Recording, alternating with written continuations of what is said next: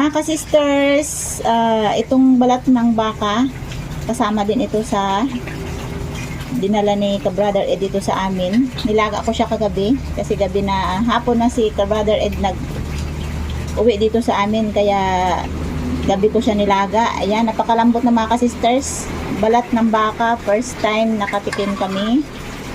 At, ayan, nilaga natin sa saluya, sa pamintang buo.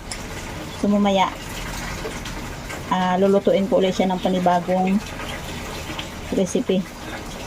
Yan, malambot na. Magdamag siyang nilaga. Sisters, katatapos lang natin umagahan kanina na ang ulam natin ay sinabawang karneng baka. Ito naman ay yung balat niya. So ito na yung tanghalian namin. Ayan, bali nilaga ko siya kagabi. Pinalambot. At ito na yung nagiging texture niya, oh. Sobrang lambot. So, hiwa-hiwain ko siya ngayon. Tapos, another luto natin para may pang-ulam tayo. So, malinis na ito mga ka-sisters. Kasi, bago ko siya nilaga, ay kinuskusan ko muna siya mabuti.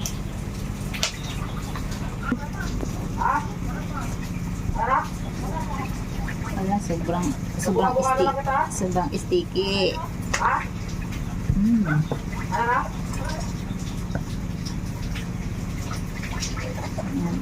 Kailangan hiwa-hiwain kasi natin ito ng maliliit para naman masarap siya kainin.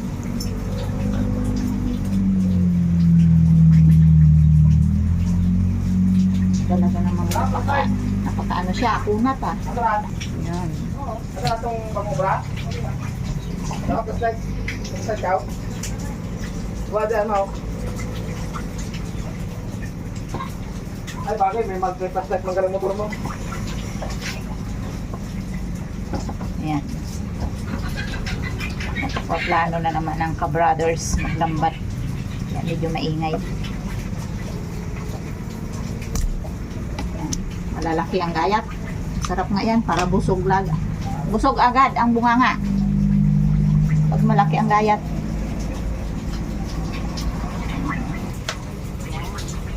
Mayaman sa collagen eh. Ulat ng baka. Ako bilit kontro na maaraw lawat mo aw. Lalampat kasi dito kasi si Ed. Pag dito talaga si Ed, walang tigil ng hanap buhayan. Walang ulan, walang kulog. Ala, kamayin na natin ito kasi talaga malagkit.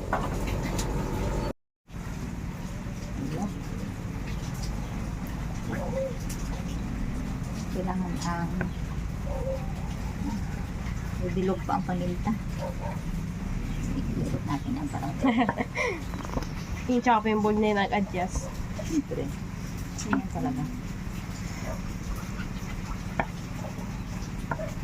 Tapos ko lang maglaba kaya ang aking kamay ay sure na malinis. Kasi diretso luto na ito mga ka-sisters. Kahit kinamay na natin ang kinamay to. Pwede na ilagay sa mukha yung kanyang collagen. Grabe. Kalas ng Kadami.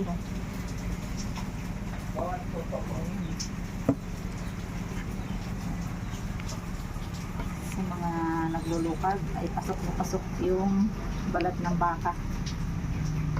Zero sugar. Okay? So ito na mga ka-sisters yung ating nahiwa-hiwa na balat ng baka. Yan. Iluluto natin siya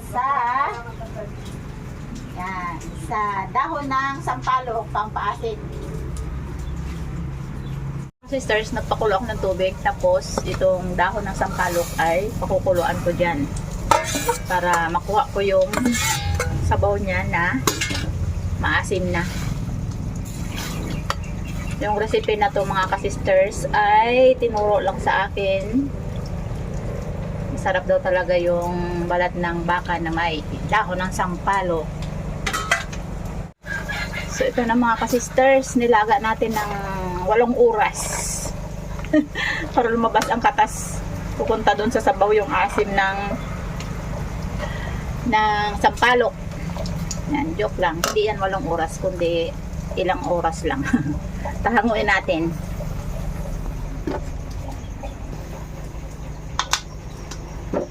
salang tayo. So, ayan, may mantika ng baboy mga ka-sisters. Ito yung gagamitin natin para sa gisa. Yung ganitong mantika ay pasok na pasok sa low carb. Huwag lang subukan ng mga naghahay. Kasi delikado sa high carb pag kumain ng ganito, kataba.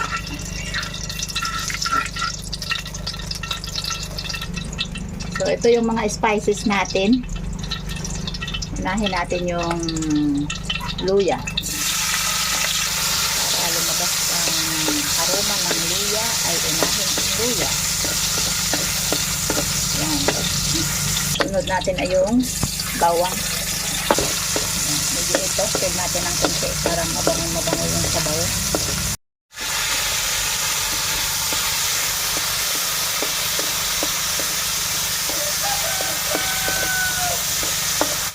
Lumabas na yung aroma ng ating mga spices at pwede na natin ilagay yung balat ng baka.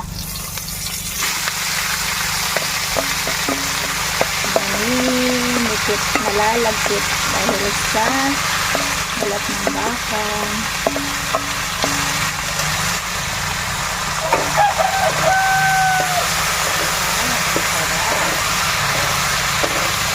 Stirs yung ating nilagang dahon ng sampalok.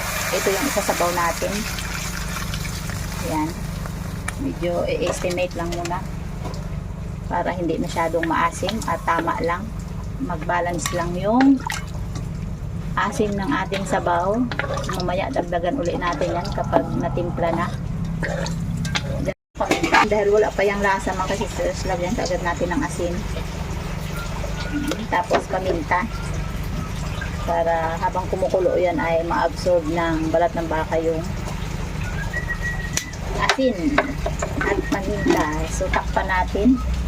Pakaluan ng mabuti. Di ba maganda pag may ganito? Gagalaw-galaw po sa mga chacha.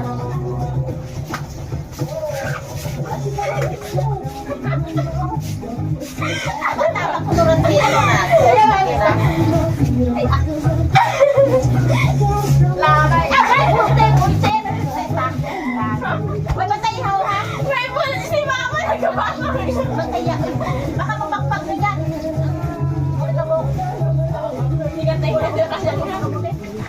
Ay mga ka-sisters, yung yan, yung balat ng baka na may sabaw. Napakasarap pala nito mga ka-sisters. Maasim-asim dahil sa dahon ng sampalok. Nilagyan natin ng pampalasa. Kunting patis para sumarap talaga ang lasa. At ito na, sobrang lambot na at kailangan na nating kumain dahil gutom na. Ayan. Sagana sa collagen. Ayan o. Napakasarap at napakabango.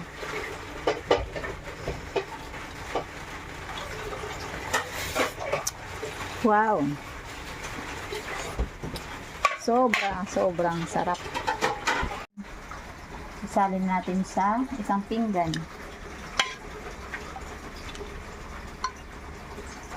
Tikaan tagal.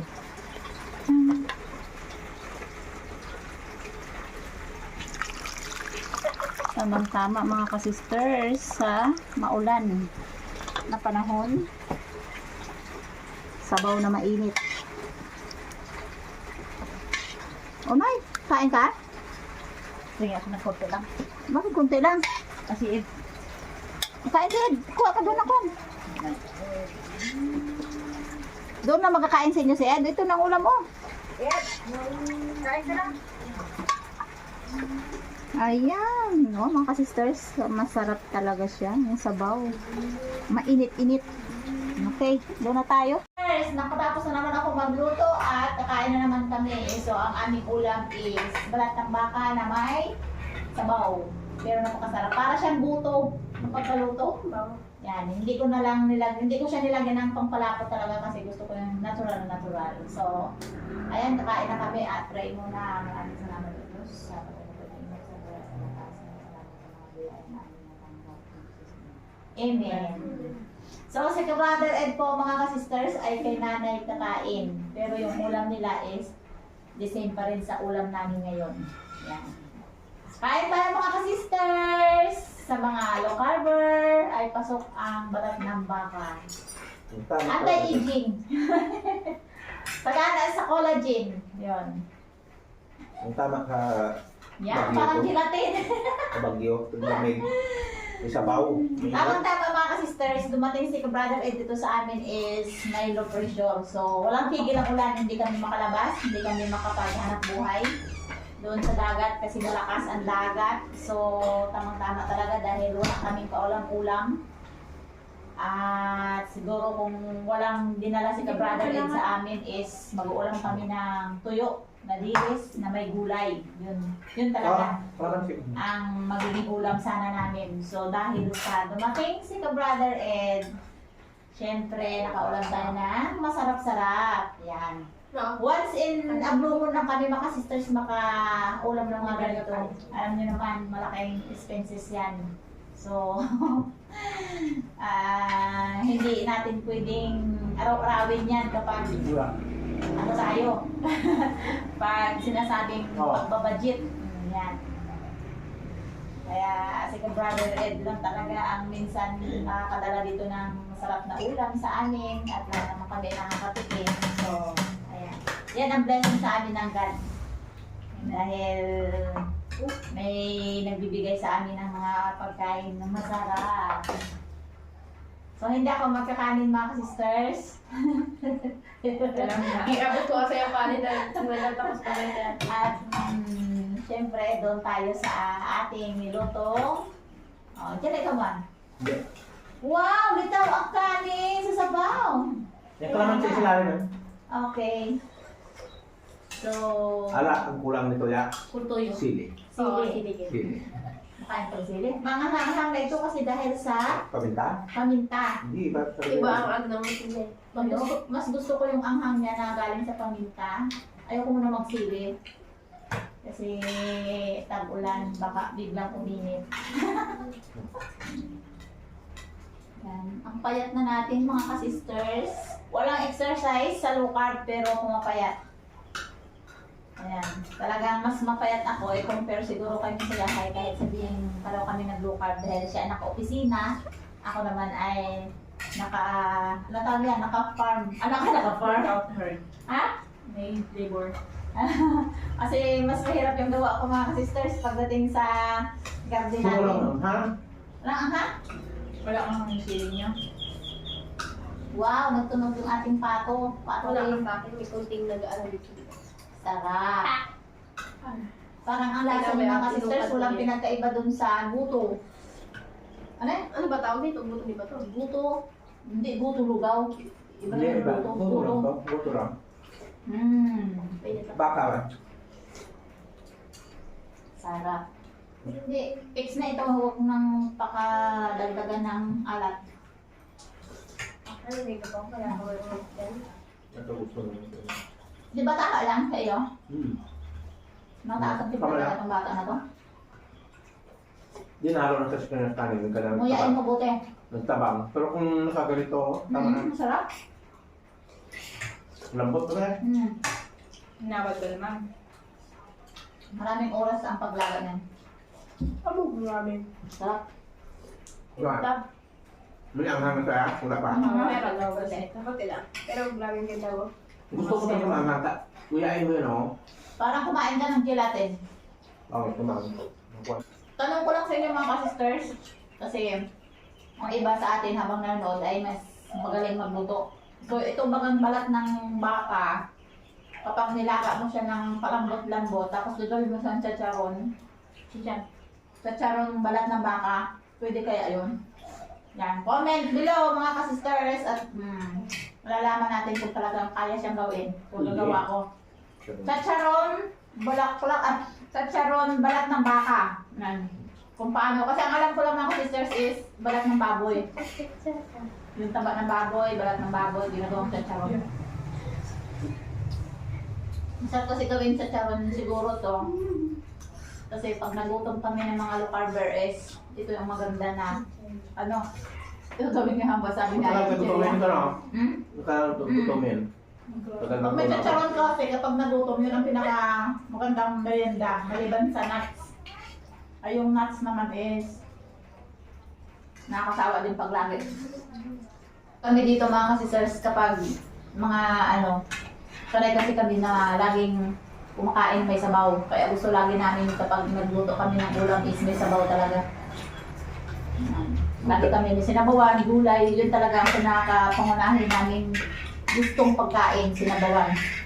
Kung tama ka na ito sa bagyo, malamig na. Low pressure dito sa atin. Labas na. Kaso malakas ang talagang ulan at saka baka. Ayos siya, ayos. Huwag masyadong pagkain ng kanin. More on, lang. More on meat. Marami naman kung naiipit yung aking ano. Kasi, sino ba yan?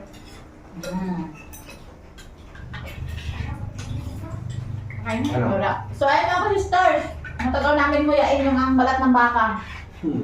Napakalambot niya. Kaya mananalo kayo ng tingin sa amin. So, temporary babay muna tayo mga sisters. Maraming salamat sa inyong panonood sa amin dahil hindi kayo nagsasawa para sa amin. So, God bless po sa inyo. Bye-bye! Thank you for watching. Thank you for watching.